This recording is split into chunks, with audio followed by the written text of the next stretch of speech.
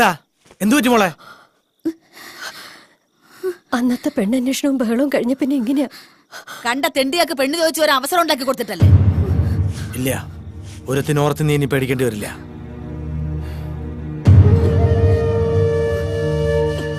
എന്താ എന്റെ മോൾക്ക് പറ്റിയേ? എനിക്ക് പേടിയാവുന്നു അമ്മ. അമ്മ എന്റെ ഒപ്പം കിടക്കുവോ?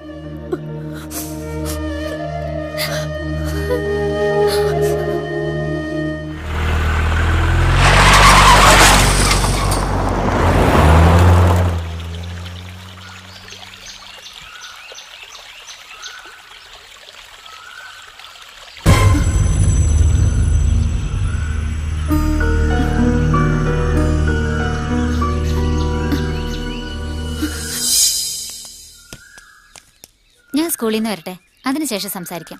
ഞാൻ ആകെ ടെൻഷനിലായിഷേ. നീ എന്തിനാ അവരെ പേടിക്കുന്നേ? പറയാനുള്ളത് മുഖത്തോക്കി പറയണം. അവരെന്നെ പിന്തുടരുകയാ. ഞാൻ അവരോട് സംസാരിച്ച പ്രശ്ന. ഇളയച്ചൻ എന്തൊക്കെയോ തീരുമാനിച്ചിട്ടുണ്ട്. എന്നെ ചൊല്ലി എന്തൊക്കെ ദുരന്തങ്ങളാണാവോ സംഭവിക്കാൻ പോണത്. ഞാൻ പുറത്തിറങ്ങിയാലല്ലേ പ്രശ്നങ്ങളുള്ളൂ. അതുകൊണ്ട് ഇനി ഞാൻ നിന്നെ കാണാൻ പോലും വരില്ല.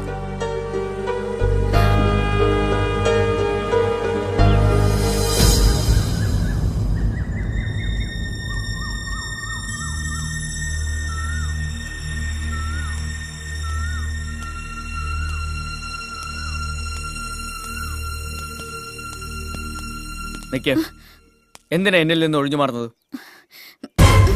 ഇപ്പൊ എനിക്കറിയണം. കൈവിട്. ഇല്ല, അതറിയാതെ ഞാൻ വിടില്ല. ഇതിന്റെ പേരിൽ എന്റെ തല പോയാലും അതറിഞ്ഞേ ഞാൻ വിടുള്ളൂ. അറിയണോ അല്ലേ?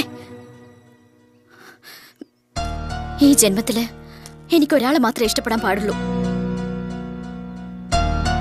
ഒരാളെ മാത്രം.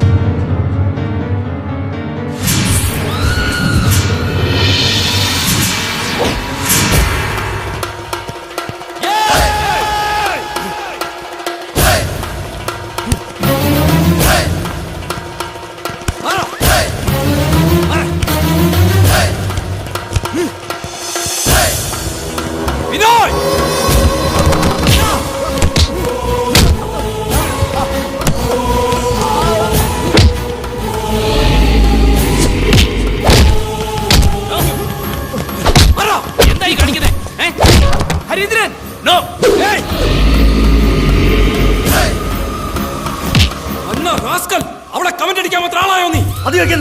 ഞാൻ ആരാന്ന് നിനക്ക് അറിയണം.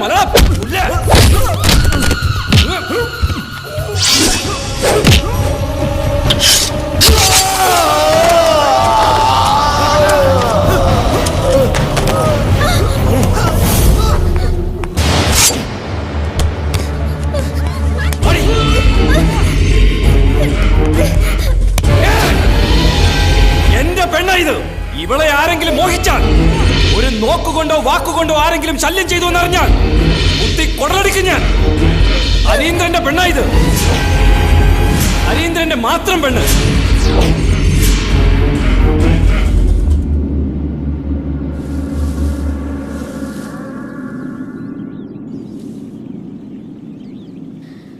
അതി പിന്നെ ഹരീന്ദ്രന്റെ പെണ്ണായി ജീവിക്കാൻ ഞാൻ ശീലിച്ചു. ഇനി എന്നെ ചൊല്ലി വീണ്ടും ഒരു ദുരന്തം. അത് കാണാനുള്ള ശേഷി എനിക്കില്ല. പക്ഷെ എനിക്കറിയാം, ഈ മനസ്സിനുള്ളിൽ ഇത്തിരിയെങ്കിലും സ്നേഹം എന്നോടുണ്ടെന്ന്. അതുകൊണ്ടല്ലേ അന്ന് അച്ഛമ്മയുടെ കൺവെട്ടത്ത് നിന്നും എന്നെ ഒളിപ്പിച്ചത്? അല്ലെന്ന് പറയാൻ പറ്റുമോ? അതെ, ആ സ്നേഹം കൊണ്ട് തന്നെയാ ഇപ്പോഴും പറയുന്നേ.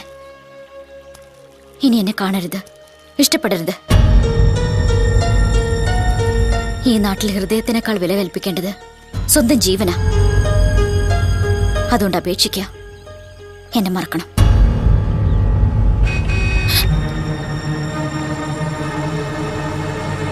ചെറിയച്ഛന്റെ ആൾക്കാരാ, മാറിക്കോ. അവര് കാണണ്ട. ഞാൻ മാറില്ല. അയ്യോ, അവര് കണ്ട കൊല്ലും. ഞാൻ മാറില്ലെന്ന് പറഞ്ഞു കേക്ക്.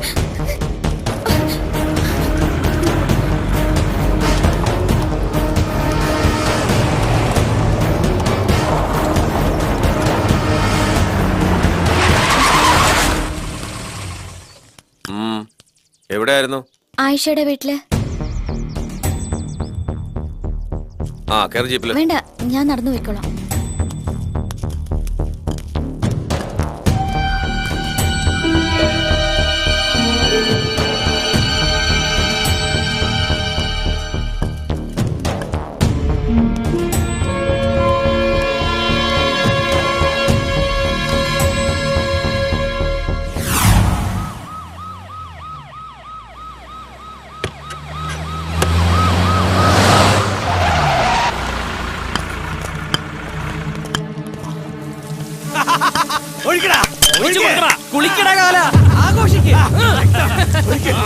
കണ്ടോ?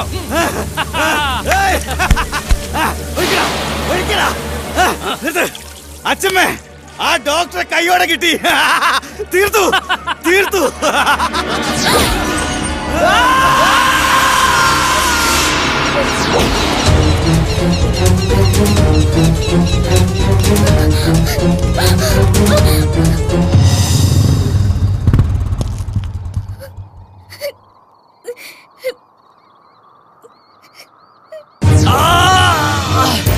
എടാ രാഘവ, ഈ ചോരയ്ക്ക് ഞാൻ പകരം ചോദിച്ച് അടങ്ങൂ.